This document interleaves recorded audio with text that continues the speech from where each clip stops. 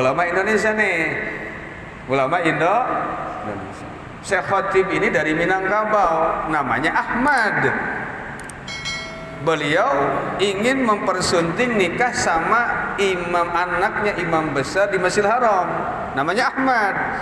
Sejarah dulu nih, kata orang Arab, bahasa kita aja nih, lu ngapain punya mantu orang Indonesia, gak jelas bahasa Arabnya, gak jelas ilmunya. Wah, pada mencibir biasa nih, kayak emak-emak rempong biasa, rame nih. Akhirnya dinikahkan karena memang mertuanya ini sudah mengetahui kehebatan ilmunya Syekh Ahmad ini. Akhirnya beliau diberikan waktu untuk berkhutbah di Masjidil Haram. Maka khutbah dalam bahasa Arab, orang yang khutbah namanya khatib. Maka beliau lebih dikenal dengan Syekh Khatib Al-Minangkabau. Khutbahnya baligo, keren, lebih dari orang Arab aslinya. Aduh, kalau bahasa sekarang anjrit ini orang. Bukan subhanallah ya, keren nih orang nih. Disangkanya orang Arab asli padahal orang Minangkabau. Diikutin sama Syekh Ahmad Dahlan, Muhammad Darwis namanya. Nanti dari juga ada kebanyakan di sana. Sama kesininya sama Buya Hamka. Ya, Buya Hamka awal mulanya waktu punya kitab 10, dia mau melarang tahlil, melarang maulid, melarang manakib. Tapi ketika bukunya sudah 1000, dia membolehkan tahlil, membolehkan maulid, membolehkan gitu. Saya punya karya bukunya semua. Buya kenapa?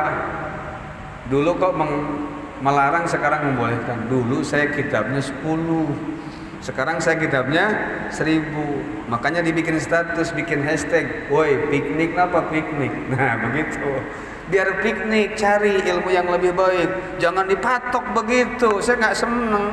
Kalian mau ngaji sama siapa saja silakan, selama masih akidahnya Ahlus Sunnah wal Jamaah. Saya nggak takut. Kalian mau ngaji ke siapapun silakan, cari wawasan yang luas. Nggak dapat di sini, siapa tahu di ustadz yang lain dapat. Setuju? Begitu, nggak usah. Kalian jangan duduk dengan ustaz-ustaz subhat. Subhat itu menyambar. Wah, itu memponis, takut belangnya ketahuan, itu biasa. Silahkan kalian mengkaji yang sebesar. Nah, Syekh Zaini Dahlan ini beliau yang memang langsung mengatakan saat itu beliau jadi mufti di Tanah Haram dan Mekah. Banyak murid-muridnya dari seluruh dunia termasuk di Nusantara.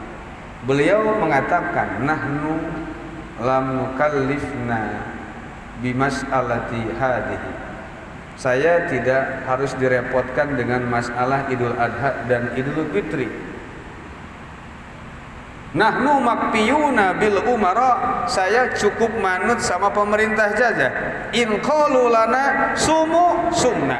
In qalu lana abtiru abtorna, kata beliau. Ketika pemerintah mengatakan, "Woi puasa," kami akan berpuasa. Ketika pemerintah mengatakan, "Woi lebaran," kami ikut lebaran. Seorang mufti besar dalam masalah hal ini, kita ngikutin saja. Makanya dalam kalender almanak guru saya selalu dicantumkan, untuk hari-hari besar sebaiknya menunggu keputusan hakim. Garis miring Oh berarti ngikut sama pemerintah? Bukan, justru mengamalkan Al-Quran. Kan saya lagi bilang tadi, saya katakan tadi, ini sedang mentafsirkan ayat yang tadi, ati'ullah wa ati'ur rasul wa ulil amri minkum. Ustaz di kitab apa? Tafsir Qurtubi. Tafsir Idul Adha, Idul Fitri, kan aman, selaras semua kan? Coba. Yang saya lucu, yang saya aneh, ada saudara kita, mereka anti ulama, pengennya Al-Quran sama Sunnah, tapi ketika Lebaran dia sudah mengumumkan di awal Ramadan kami akan berpuasa di hari Senin misalnya, dan akan berlebaran di hari sekian tanggal sekian. Itu sudah pakai hisab, sedangkan hisab tidak ada di zaman Nabi. Hisab itu adanya di abad ke-9 zamannya Syamsul Romli dan Imam Ibnu Hajar Al-Haytami. Kok ngikut ulama katanya mau sunnah? Kan lucu.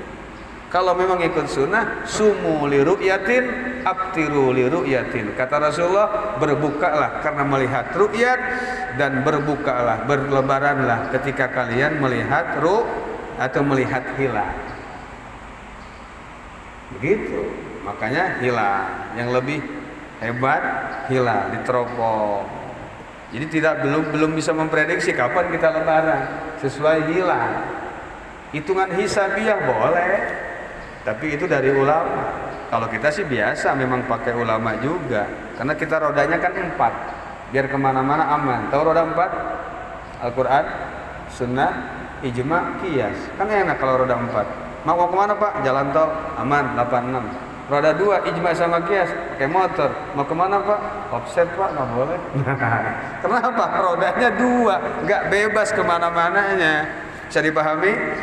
Jadi roda kita berapa? Al-Quran, hadis, ijma, sama qiyas ulama. Ya kalau nggak ada qiyas ulama repot lah kita. Nggak bakal ada zakat fitrah pakai beras di kita. Harus pakai korma. Itu qiyas. Nggak boleh kita kurban pakai kerbau. Harus pakai sapi. Itu dikiaskan. Nanti ada hukum qiyas. Nah itu nanti urusannya untuk jurusan atau madhab muqarran atau perbandingan madhab. Yang pertama tuh Idul Adha dan Idul. Yang kedua wal Jumat. Kita harus manut dalam hal Jumat. Kata pemerintah di kampung Ano tidak boleh mendirikan sholat Jumat ya. Karena kalau satu kampung mendirikan sholat Jumat, ini akan terjadinya silang pendapat dan mengurangi atau memperkeruh suasana dan akan menjadikan kurang rukun dalam kehidupan bermasyarakat. Sudah cukup satu masjid saja. Ngeyel kita ngadain berjamaah, kita ngebangun masjid itu nggak boleh. Tujuannya baik, ya, agar kita bareng-bareng, ya kan? Agar kita berjamaahnya bareng. Jadi jangan terlalu banyak masjid. Maka kata Rasulullah apa? Kata Sayyidina Ali, masajidukum amiratun bil bina. Nanti di akhir zaman masjid akan ramai. Cuma diramaikan dengan bangunannya saja. Bangunannya saja ramai, bangunannya saja hebat, tapi isinya kosong. Itu sudah terbaca oleh baginda Rasulullah sallallahu alaihi wasallam. Dulu tuh masjid cuma 2. Dalam Al-Quran dikatakan inna awwala baitin wudi'a linnas lalladzi bi Bakkah. Sesungguhnya masjid yang pertama kali dibangun di alam dunia ini adalah masjid yang ada di Mekah, Masjidil Haram.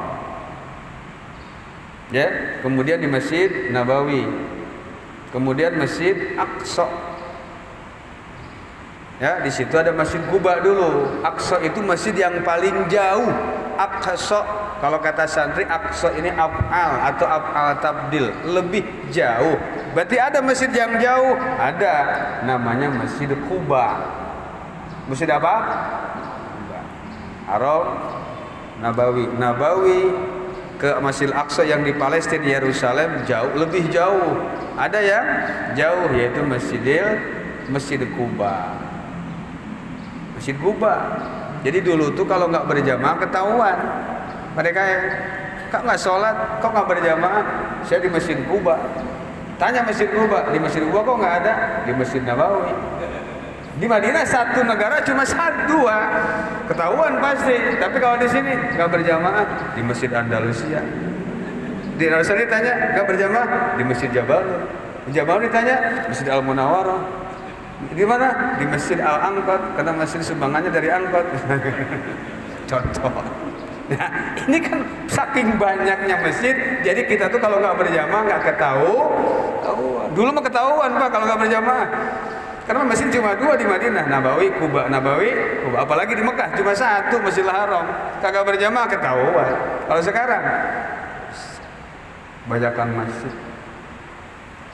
Karena memang populasinya sudah semakin bertambah. Ya wong kita ramaikan. Makmur.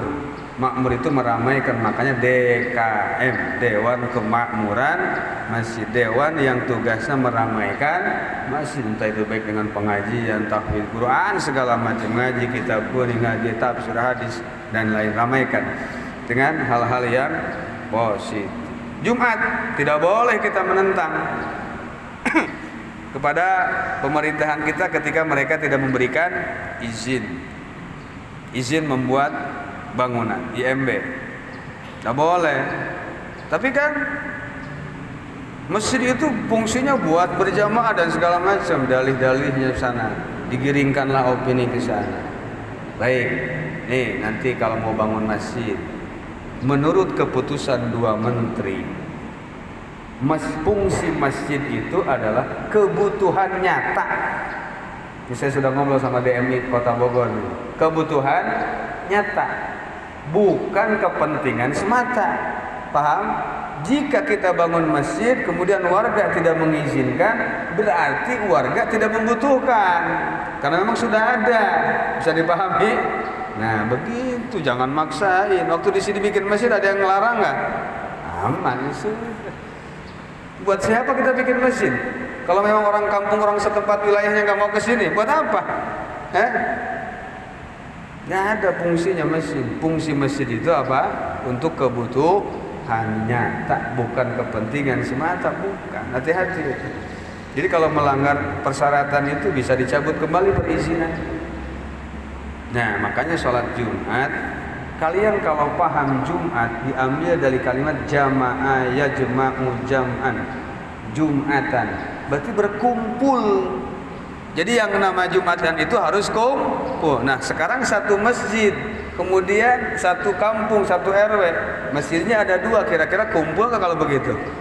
Nah illa li daruratin, kecuali kalau darurat.